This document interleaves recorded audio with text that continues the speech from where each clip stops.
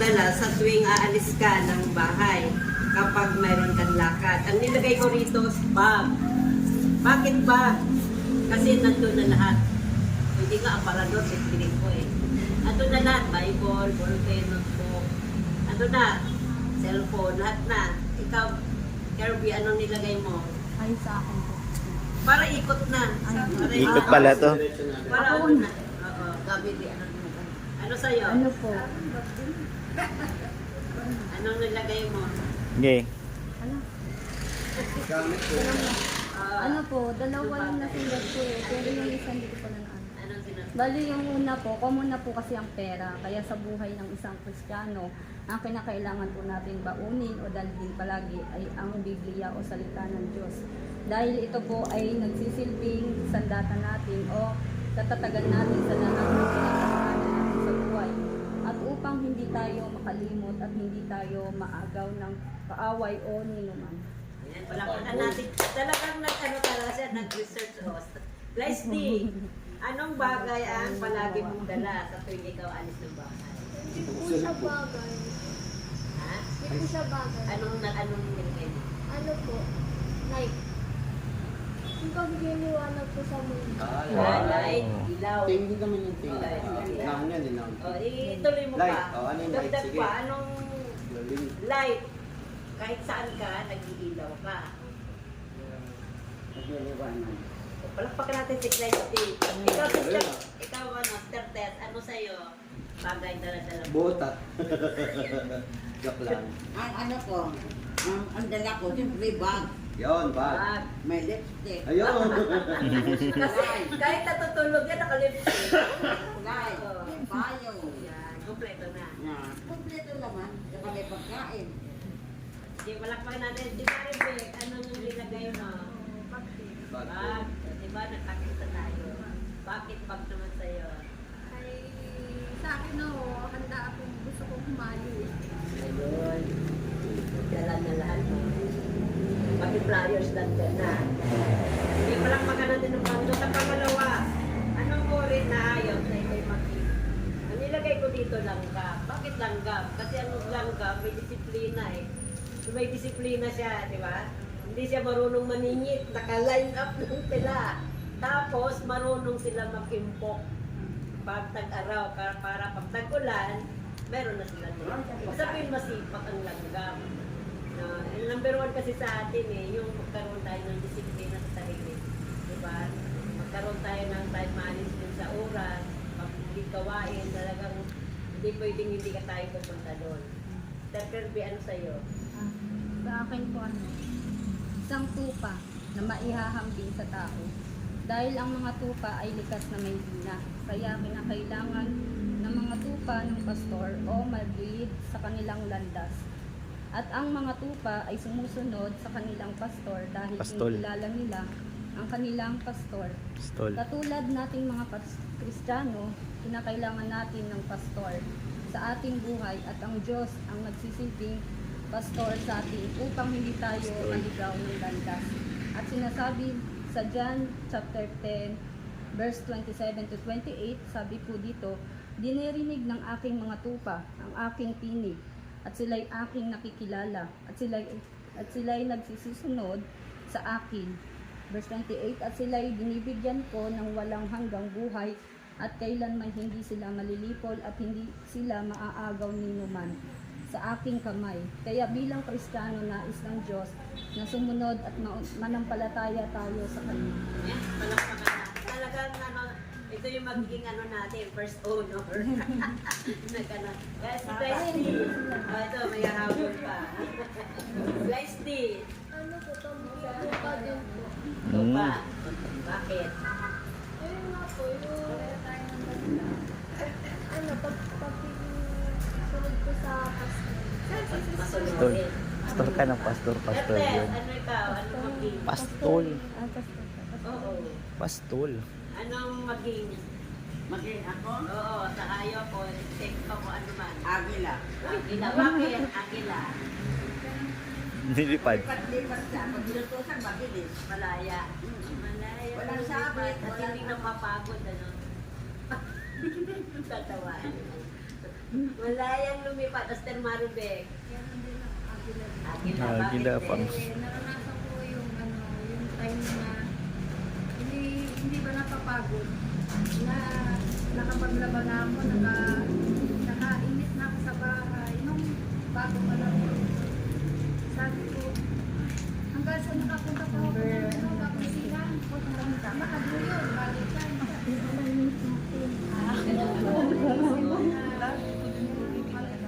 Parang sinasabi ng akin. Sabi ko nga, sampag ko nga sa'yo, ganito pa rin pala yun. Ganito pala yung parang nakasabo. Oh, yun. Ba't iba yung ano? Oh, may nakaabot. Sir Unicel, balik ka tayo. Balik kami. Number 1. Yung assignment.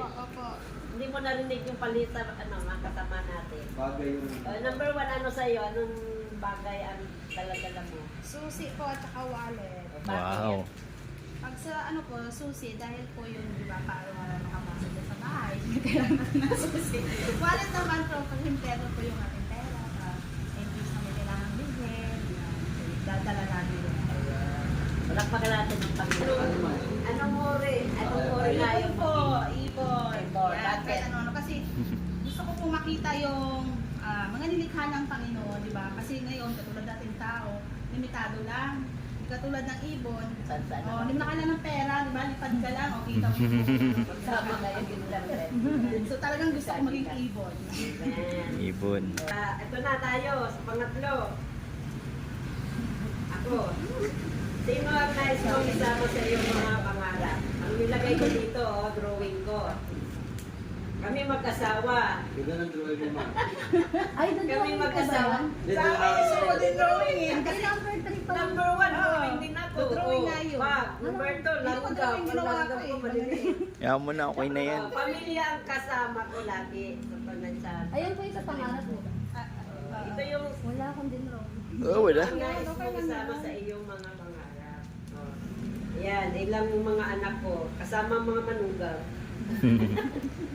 Sa paglilingkod, ayan o, makasama sa paglilingkod. O, di ba, ayan naman ang temple. Stephen Bria, ano sa'yo? Sinisel. Ano, Unicel, ko tayo. Number Yan. So, ang nais kong makasama sa aking mga pangarap, para maabot ang aking mga pangarap. Yung una-una po, hindi ang Diyos, ang Panginoon. So, nais ko makasama ang Panginoon habang inaabot ng mga pangarap. Ganon din ang aking pamilya. Yan po, sila po ang nais kong makasama. Palakpakan natin ng Panginoon. Kirby. Sa akin po wala kang drawing, pero nakalimutan ko. Nag-ano lang. Oh, hindi. Oh. Hindi, pero sinulat ko po dito. Ano, sabi ko po dito, actually wala na po akong pangarap dito sa lupa. Dahil lahat po ibinigay na at ipinaranas na sa akin ni Lord. Hindi ko man naabot na mabigyan ng bahay noon sila mama at papa, pero salamat sa Diyos dahil ipinarealize niya sa akin na masigit ang pangarapin natin na makapasok sa kaharian ng Diyos. At dalangin ko lamang na lahat tayo ay ang pamilya natin ay makaabot sa kalooban ng Diyos sa atin. At ang bawat isa ay makatanggap ng buhay na walang hanggan doon sa kaharian ng Diyos.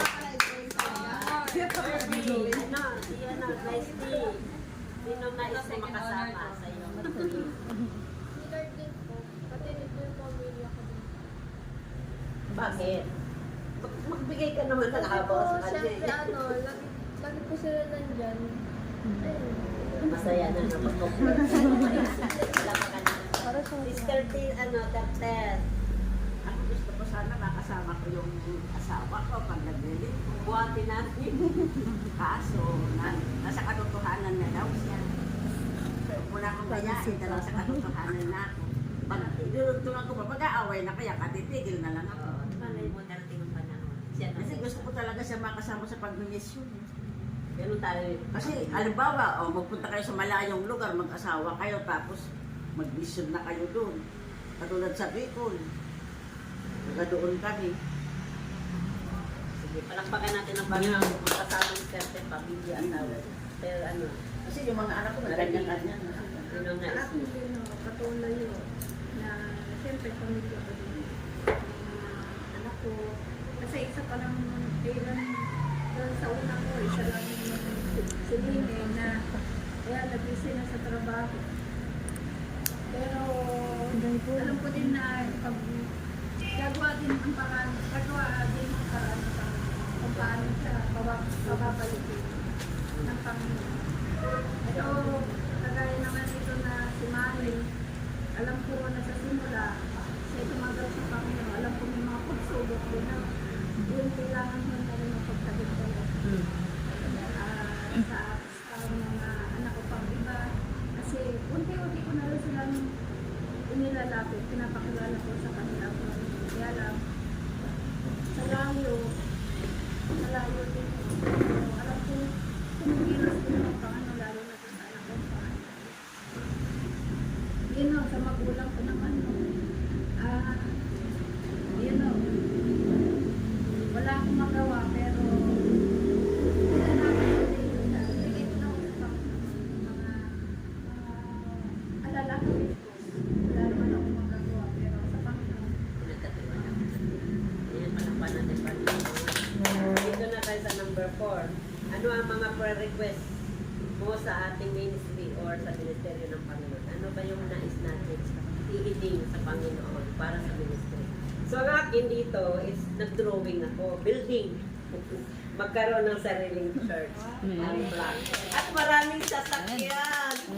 Wow! Parang wala na yung building. Ayan o, building o. Mga sasakyan, kaso lang hindi ko ma-drawing. Ayan, sis Maris. So yun yung ano ko. Ayan. Sa mga nanan to, Ako maglilinis. Ako. Sila pa maglilinis kasi sa... So, yun ang sa akin, sister ano. Yun Sa akin naman, wow, pareho kami. Yes, assignment to eh. Okay, sa din yan. Yan. Sa akin naman, ang prayer request ko para sa ministry sa church natin, lumago pa. Ayan. Nawa lumago pa dahil na ang luwag-luwag ng ating bahay-sambahan, ilan lang tayo. Yan. So, at sabihin ay, magkaroon ng sariling bahay-sambahan ang bawat araw. Kasi mahirap po talaga yung nangungupahan tayo yan. So, talagang hinihingi natin sa Panginoon, magkaroon tayo ng sariling bahay. Ayan. Debbie. Sa akin po marami.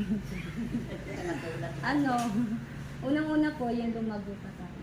Tapos, then sa bilang Kristiyano, yung nag-worship, nag-prayer, nagbabasa ng Bible, at nagbabahagi ng salita ng Diyos. Then gumagawa ng mabuti at tumutulong sa kapwa.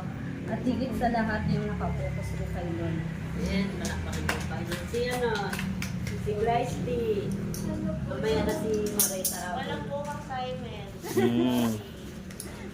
Ano ba yung magkakalit ng mga missionaries po? Para tulong na po din po yung simbahan. Ang gagawa.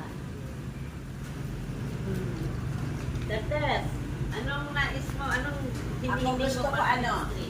yung lahat ng namumuno sa atin, magkaisa, Amen. magpatawaran, Ayan. magtulungan, magmahalan, maggalangan sa isa't isa. Amen. Buong ministeryo yan ha. Amen. Saka walang mawawala. Wala nang Sarado ng magsiserve pag-ano sa ibagat. Isang ano lang, isang buo. Pagkagalangan, pagtutulungan, pagkakaisa, pagmamahalan. Para may kapayapaan. Amen. Yeah. Ako, ganun din ho. Gusto ko rin yung magkaroon ng sariling church. Kasi, maganda rin yung sarili. Wala ka na problema. Mas mapapaganda nito. Parang sarili mo na. Wala na tayo din na. Hindi, transfer na lang para. Pagkain na lang. Palakpakan natin ng bayan. Ito yung malungkot. Number 5. Anong nangyari sa buhay mo na malungkot na hindi mo ito nakalimutan habang ikaw nabubuhay? Sa akin, dalawang kapwa ako. Yung nanay tatay ko nung namatay sila, hindi ako nakauwi. Yun yung pinakamalungkot sa buhay. Hindi ko makalimutan. Kaya pag mayroon namatay, tapos nandun ako nakalungkay. Parang sinasabi ko lang, Lord, hindi ko man sila na sila, pero yung mga kapatiran ko na sila. Parang magulang ko na rin sila. Yung inalisa sa akin yung lungkot. Dati kasi hindi ko matanggap kasi bunso ako. Dahil no, naglayas, talagang ano ako mabait. Iniwan ko sila 14 years. Na-miss ko sila tuloy na makasama. Kaya sa mga ano dyan, may nanay pa, no? Lagi nyo akapin. Kasi ako bata pa lang, nandito na ako eh. Kaya yun yung pinakamalungkot, oh, tatay ko, nanay ko, nakaiba. Yun yung malungkot sa buhay ko. Pero ano, malungkot na lang bago Malungkot. Kasi dyan tayo titingnan mga warrior yung tibay. Sa akin naman po, ang going to Alex. Ano? Ayan. So, sa realization ko kasi sa buhay ko ngayon, talaga pong nalungkot po ako. Kasi inuna ko po kasi yung sarili. Ayan. So, Eh, may Daniel ka naman eh. Oo nga po. Pero talaga po sabi ko, kung natapos ko, ito ba, kung inuna ko yung mga dapat kong unahin.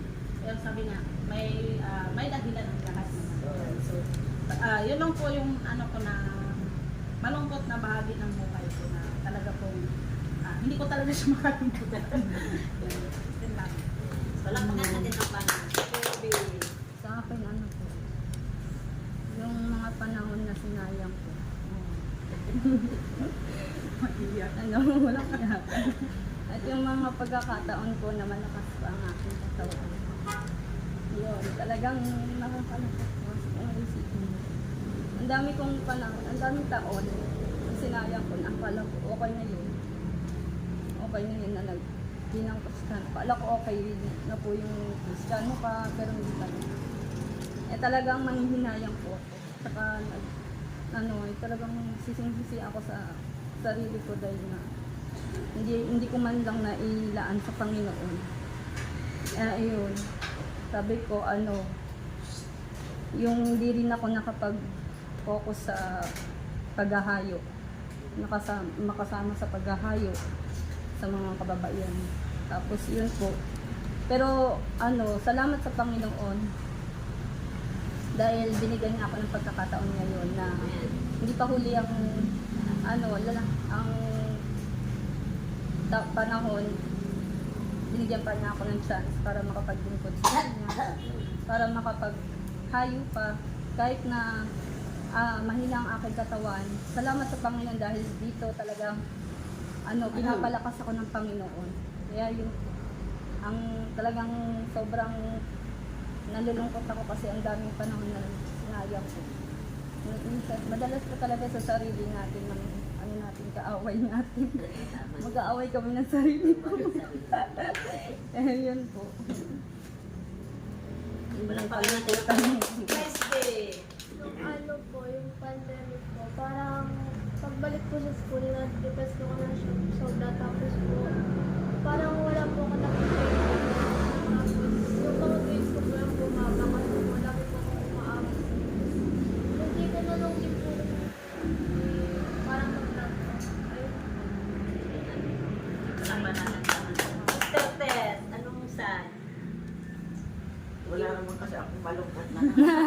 Lagi naman ito nakangiti eh. Puro tuwa. Ayan.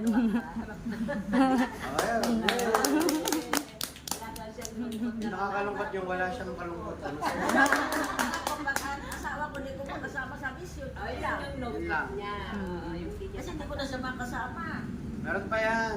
Hindi pa naman. Di Meron pa pa. mahaba Si Lord lang ang makapagbabago ng puso. Opo. Nasa katotohanan na lang. Walang panahon pa ng Sir Marvin. Hindi ko makalimutan na pangyari sa aking buhay. Nung time na nagluto ko yung una kong asawa, makalimutan. Kasi yung anak ko, hindi siya pumayag na umalis ako. Murang ito yung pangalawa. Umiyak mo siya. Umiyak siya. Sabi niya, Nay, alis ka? Sabi niya, huwag na dahil. Wala ka rin kasama siya. Hindi ko alam yung mga nangyayari. Pero sa sumunod din ako sa asawa. Kasi nagano ko nung siya. May bago kami nilagawa tayo. Umuwi yung mga asawa. Tapos sinama ko ako. Yung pala, nagluto na siya. Nakasama na siya nung nakasama na sila nung kinakasama niya. Tapos, ibig sabihin, nagkaproduce problema sila, hindi ako maiwan kasi doon sa mga part ng nung kanyang mga magulang.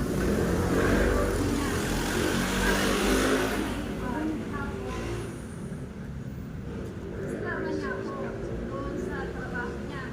Nung sumama na ako, yung babae, parang ginawan pa ng paraan na sila magkasama, may problema sila. Kaya sabi ko, parang alam ko na sa sarili ko, sige, sama na kayo. Parang sabi mo, yun o, na yung anak ko, na kahit sa murang edad niya, ilang taon lang niya, siguro mga, iyak siya nang iyak.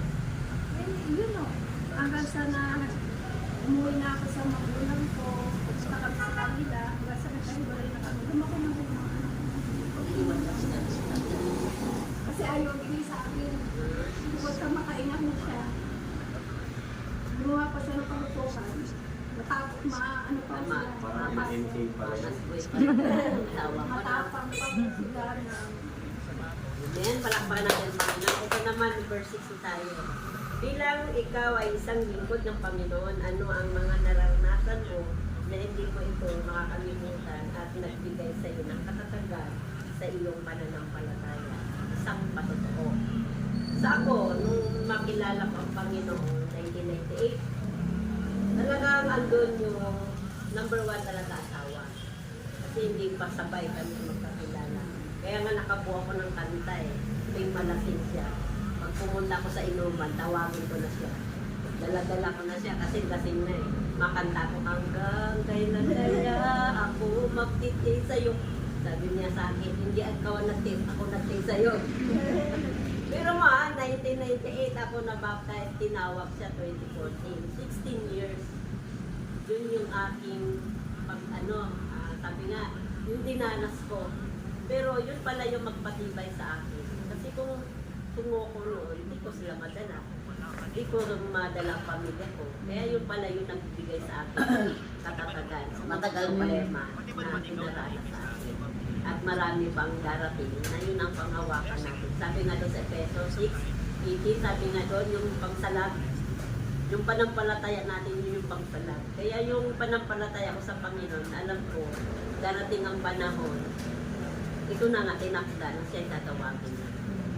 Masakit nga lang kasi, di ba? Pero yun na pala yung time na magiging full time na rin pala. Yun yung ano sa akin. No, isang patotoo yun, na dumanas tayo ng pag-uusip. Kaibigan, kamag-anak, asawa. Kaya sabi ng Panginoon, magtiis, magtiis. Diba? Hanggang bukas. Ano pa ka natin? Yan naman. Yan. Ano ang mga nararanasan mo? Magpapatibay sa'yo. Sa akin naman, una sa pamilya, yung sa mga yung kay Jerry, kung ba yung nagkaroon sila ng pagkakaunawan sa kapatid namin. So talaga pong yung time na yun talaga pong naging maraming pagsubok po talaga sa akin. Kasi unang-una po ang dalahin kakasama kami po. And so, nung time na yun, dahil hindi naman kami pantay ng pay. So, hindi ko rin naman siya masisi or ano. Dahil sa mga nakikita niya, naranasan yun, dahil sa tulong niya. Then, dumanas din po kami nung nagkasakit si Jerry. Nagkaroon po siya ng Bell's palsy. Stroke. Biglaan po yun. Tapos, Bell's palsy. talaga pong naano po ako, no, nalumbay po ako kasi buntis din po ako nung time na yun, nanganganak na ako. Ang dami namin pagsubok na naranasan ng time na yun, tapos wala akong naitulong sa kanya dahil sa sitwasyon ko. Na yung naano po ako kasi nagtatrabaho siya kahit ganun ang sitwasyon niya. Tapos sabi ko, yung sabi ko nilalapit ko sa Lord, na sabi ko, Lord, hindi ko po alam kung ano yung tulong na kaya kong ibigay sa asawa ko. Dahil sa sitwasyon ko, Lord, kung makakit ako, naniniwala ako kasi wala po kasi kami history na gano'n. Wala po akong idea kung bakit nagkaganon. Yung takot ko ba po? Natakot ba ako na biglang gano'n yung sitwasyon niya, paano na lang kami gano'n. Pumasok sa isip ko. Pero tinarilalay sa akin ng Panginoon na mas malaki po ang pag-ibig ng Diyos sa atin. Na kaya niya po tayong tulungan, iahon sa ano pong pagsubok na naranasan natin.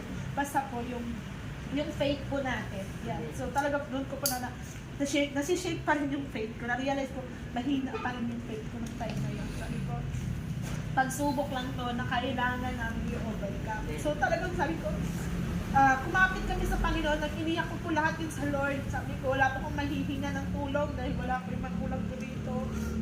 Kapatid ni Jerry, wala din po. Sa financial talaga po nag-struggle kami nung time na yun. Pero talaga po, naiiyak po talaga ako sa ni Lord kasi alam niyo yung time na yun, yung hindi mo inaasahan na tulong sa Panginoon, hindi po kami pinabayaan talaga ng Panginoon na lahat ng mga gamot ni Jerry, nabibili namin, hindi ko alam kung paano, pero talaga po si Lord tumikilos sa buhay namin. Then kung paano po si Jerry gumaling po, then okay na siya, kasi sabi ko talaga, ang Panginoon po talaga, hindi ka pababayaan ng Diyos. Andyan siya nakatingin sa atin. Talagang sabi, dahil sa mga naranasan ko sa buhay, hindi lang sa ganung sitwasyon, hindi lang sa sakit, sa pag-uusig din po sa paligid, sa mga kapatiran, marami pa akong naririnig. Pero sabi ko, yung pag-uusig na yan, hindi yun para ida-down po ako. Hindi po para yun yung maging way na manghina ako o umalis ako sa ministry, kundi itong pagsubok na to, pinahintulutan ng Panginoon para hubugin ako. Kaya sabi ko, dahil sa mga pagsubok na naranasan ko sa buhay, talaga po, ang tuon ko po ay sa Panginoon.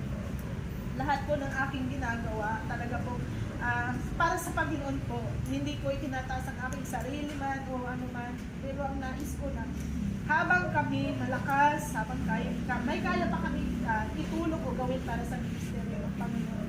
Talaga pong, fully surrendered po na sinasakay ko, ito yung kaya kong gawin, ito yung kaya kong ibigay sa Panginoon. Kaya talaga po, sabi ko salamat Lord dahil yung kalakasan, yung talento na ibinigay sa atin. Talagang hindi ibinigay para lang itago, kundi ito ipakinabangan sa ating ministeryo ng Panginoon. Kaya sabi ko, salamat sa mga pagsubok. Iyakin ko. Dami oh. Iyakin po talaga ako, hindi ko alam. Okay lang yan. Yan, so, naiiyak lang po ako kung paano po talaga yung mga pagsubok na naranasan ko, nagpapatibay din po sa aking faith. Kaya salamat sa Panginoon, sa ating mga kapatiran. Habang tayo naglilingkod na po, maraming pagsubok, maraming gagamitin. Ngunit ang nais ma-realize ng Panginoon na sa atin na patuloy pa rin tayong magpakatatag. Yan, dahil ang pagsubok nga po, ito yung huhubog sa atin. Salamat po. Kirby. Ako po, First honor natin. ano po, nung ako po ay hindi pa devoted kay Lord, talagang napaka-worst po ng buhay ko noon. Kahit ako'y matagal ng Kristiyano, ngunit hindi ko pa po nauunawaan noon ang kahalagaan ng pagiging Kristiyano at hindi ko pa po nalalaman kung ano talaga ang dahilan kung bakit ako nabubuhay dito sa lupa at kung bakit ako may ganitong sakit. Pero salamat sa Diyos dahil minulat niya ako sa makamundong kong ganun. At pinaunawa niya sa akin ang katotohanan nung mabasa ko po yung John chapter 9 verse 2 to 3. Sabi po doon na pinararating sa atin ng Diyos na at itinanong sa kanya ng kanyang mga alagad na nangangagsasabi, Rabbi, sino ang nagkasala? Ang taong ito o ang kanyang mga magulang upang siya'y ipanganak na bulag. Ngunit sumagot si Jesus, hindi dahil sa ang taong ito ay nagkasala ni ang kanyang mga magulang, kundi upang mahayag sa kanya ang mga gawa ng Diyos. Kaya salamat sa Panginoon dahil ito po ang pinangahawakan ko at nagpapatatag sa akin para ako'y magpatuloy at maglingkod sa Panginoon at ipinaunawa din sa akin ng Lord ang kaulugan ng isang Kristiyano ay ipinanganak muli sa pamamagitan ng Espiritu upang tayo'y maging isang bagong nilalang at mamuhay ng ayon sa katuwiran ng Diyos. Yung sakit ko po palang yun, ay itong sakit ko po pala to ay ito po yung reason kung bakit ako Then, bigla pong nag-pop up yung story ni Jonas o Superbook. And then, parang pinanood ko po siya, mga 1 minute lang po. Parang nagsasabi po sa akin na basahin ko na. Tapos parang ulit po kasi basahin sa sa Bible kasi po parang tinatamad po ako. Tapos bigla na lang po namatay po yung TV. Pagkatapos po ayun po, parang binasa ko na lang po. And then na-realize ko po na yung kay Jonas po is yung love po siya ng Lord. Parang tinakaso niya po. Yun po, yung parang na-realize ko po. Kasi po dati, tinuturo lang po sa amin, pero hindi ko po talaga alam. Tapos yun po, nung pagdating po ng anniversary, hindi po natuloy yung skill namin na yun. Parang nalungkot po ako, pero ko din po, realize ko po na may lesson learned din po na bakit may practice kahit hindi ko natuloy sa anniversary. Parang tinested po ko ni Lord na sumali na lang po sa practice. Ayun.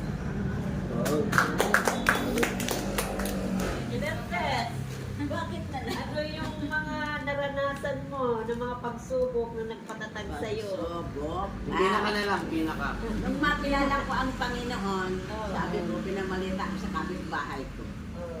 Sabi ko, pinagaling ako ng Panginoon sa radyo. Sabi ko nang gano'n. Tapos sabi ng kumare ko, si Maring Tis, pinagaling daw sa radyo, naluluka na yata. Pinagaling daw sa radyo, nalukarit na. Kaya ikaw, Lydia, huwag kang sasama kay Maring Tis, baka maluka ka rin.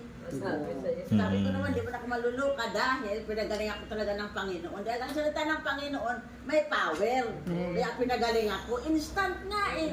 Kung di ako nakinig doon, hindi ko alam na tuwing alas 3 may lagnat na ako, nag-ano na ako ng sakit po sa baga. Pinagaling ako sa radyo. Di ba? Yun ang malaking sa akin ng Panginoon. Malaking di ko makakalimutan. Kasi biglaan, hindi ko naman alam yan eh. Kasi nagsisimba nga tayo, di naman natin alam kung ano yun. Di ba? Nakakilala tayo sa Panginoon dahil sa pamamagitan lang ng radyo. O di ba? Kaya masarap. Malapit pa tayo tapos, maglilinis. Ako, simula pa lang na makarating mo sa amin si Sister. Simula pa lang mo yun eh. Nakapag hindi pa, doon pa lang ako sa labas ng bahay kami nag-usap. Tapos, nung sabi niya, sige, sa susunod na dito po, babalik po kami. Pagbalik niyo, wala na ako. Uuwi ako sa Bina. Nasa Bina na kami. Ako. Pero kasi nga may problema kami na, nag-asawa ko. Narandan yung mga anak niya. Kita-kita kami, first time mo doon na pumunta dito yung mga anak niya. Ay, syempre, hindi ko pa ako kilala yung mga anak niya. Ano yun? Ang tatapang yung mga anak niya. Parang hindi ako nagpasundo. Kaya mag-birthday ko siya nun eh. Umuwi ako doon sa Laguna.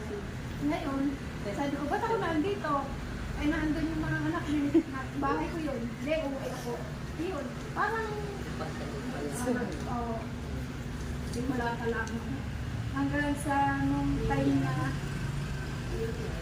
ako naman yung nagsasamba na kahit ko maglakad ito sa ng bagay sila. Wala akong hadlang. Hanggang sa yung time na kasi wala pang panahon. Pero siyempre nag-iipin ko sa Panginoon. Kahit magnakalakad ako kayo.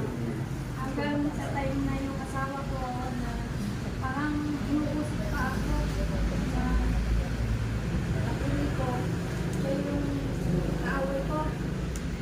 Hanggang sa sabi ko na sa sarili ko, paano kaya naging mo ko ng asawa ko? Sa isip ko naman, paano naman ako magsasamba? Saan ko na ako magsasamba? Sa isip ko rin sumagot din, hayaan ko na lang. Sabi ko, intay ko na lang nakawagin din sa nagpapalala. Yun yung ano ko, na nagpatulog din ako na nagpatulog. Hanggang sa, Hindi ka nagpatulog. hanggang sa, Emblema. tinawag ko siya ng Panginoon. Amen. Ito yung last. Masaya naman. Number 8 na to. Anong masayang nangyari sa buhay mo na hindi mo ito nakalimutan habang ikaw nabubuhay? Sa akin, may cross. Nung makilala ko si Jesus, di ba yung cross Jesus? Nung makilala ko si Jesus at yung ating tagapagligtas, di ba? At nabautismo na ako, may pool. Diba? Diyan ako nag-swimming. Ayan o. May tatlong si Pastor, ano yan? Pastor yung San Novaliches noon. saka Sister Merna, Noli? Sister Martha. Yung, Si Brother Noli? ninong ni Gesami. Si Pastor Yung Leo. Yun. Leo Makasado. Oo. Yun yung masayang-masaya ako na makilala ko Masayang-masaya ang ka. Panginoon, nalaman ko yung katotohanan na wala na ako sa pag-iinom. Yun yung lagi kong nasa puso ko. Yung nagpapasaya sa akin na walang, yan. Iba kasi yung masaya pag nag-iinom ka malasing. Tapos bukas di ka na masaya. Ito talagang kaiba. Masayaan natin. Dahil tayo ay natuto sa ating mga. Palakpakan natin.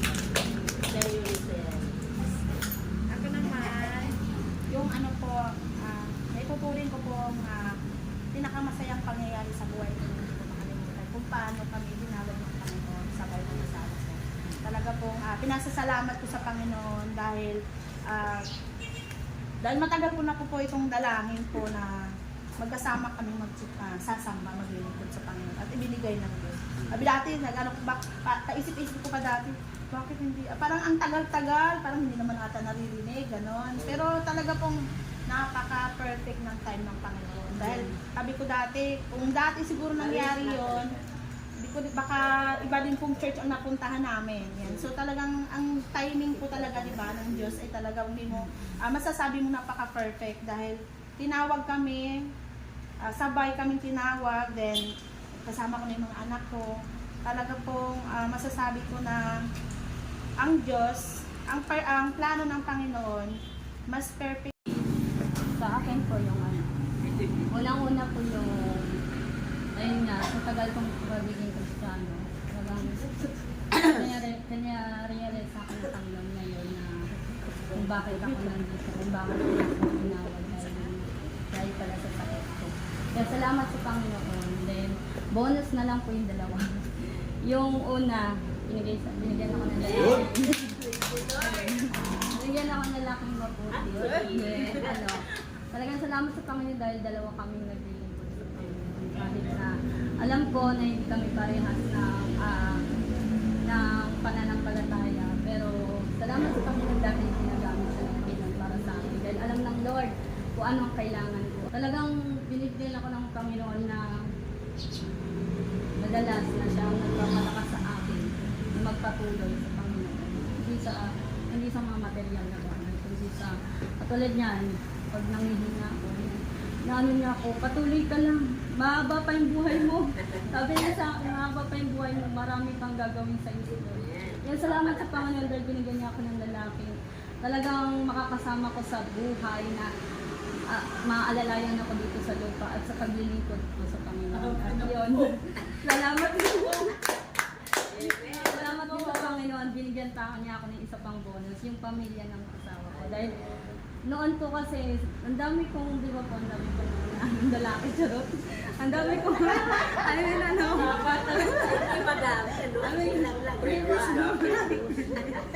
kasi po, di ba, ang dami kong nagkaroon ako ng mga yung mga nila, pamilya nila is hindi ako tanggap. So salamat sa Panginoon dahil hindi ko po expected at hindi ko po nila. Pero talagang napakabuting po ni Lord sa buhay ko dahil alam ko po na hindi ako dapat nabigyan ng ganitong buhay at hindi ako dapat natanggapin kasi nga makasalanan ako. Talagang sa kabila ng pagkakasala ko talagang napakabuti ni Lord sa buhay ko. Kaya salamat sa Panginoon dahil yung pamilya ko ng asawa ko, salamat sa Diyos dahil ginagamit din sila. Ngayon, sila po yung naglalakad para sa pagpunta ko ng ospital, sa pagkukuha ng document ko, tapos wala po akong masabi sa kanila.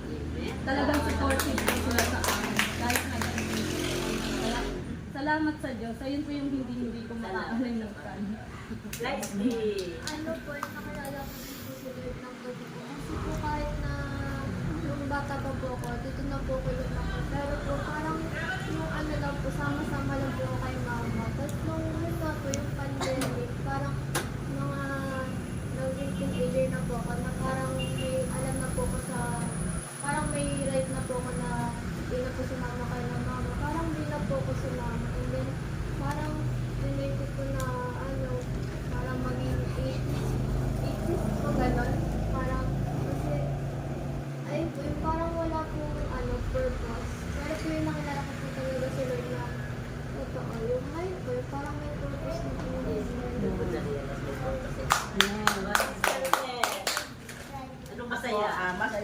noong mabautismuhan ako. Dahil naramdaman ko ang kapangyarihan talaga ng Holy Spirit. Nung nabautismuhan ako, pinatungan ako ng Brother Ed ng kamay. Marami kaming pinatungan doon sa harap. Ngayon, hindi ko alam, natumba pala ako dahil na slim. Yung sa likod ko, may dos por dos na nakalagay. Hindi ako nasaktan. Sana napilayan ako, wala. Basta gumandal lang ako. Sabi ko, nung pagkagising ko, may dos por dos sa likod ko. Pero wala akong naramdaman ng sakit. Ganyan pala yung ka ng Holy Spirit. Napuspos ka. Yun, hindi ko makakalimutan yun. Nakita ko si Brother Ed. Tapos si Brother Ed pala, panaginipan ko pa yan na nangangaral. Naglalakad sa isang lugar na talahiban. Tapos pinagkita sa akin ng Holy Spirit, siya ang matalinong alipin na sinugo ng Diyos dito sa lupa na magkaroon tayo ng ministeryo. Nung makilala ko na si Brother Ed, yung mabautismuhan na ako, nakalagay na ako sa Jesus Christ na doon na ako bilang isang tupa. Ay, yan yung mapanaginipan ko si Brother Ed, naglalakad doon sa talahiban. Mataba siya. Mataba si Brother Ed. Sabi ng Holy Spirit, siya ang matalinong alipin. Tapos nagkuha ko ng Bible, binuksan ko sa Bible. May nakalagay pala, siya ang matalinong alipin. Ay, si Brother Ed, yung matalinong alipin ay binigay sa akin ng Panginoon. Kasi maraming ministeryo na naglitawan na, pero doon ako tinawag ng Panginoon. Kasi Brother Ed ang mamumuno. Ang pinakamasayang karanasan sa Ilapag natin, nagpipicturean Lagay mo, natin. baby. ay yung tinawag ko ako ng Panginoon na buti hindi ako sa nalihis kasi nung una nasa kami sa back days. Siguro sabi ng Panginoon kasi lagi na ako nasa bahay. Nung siguro sabi ng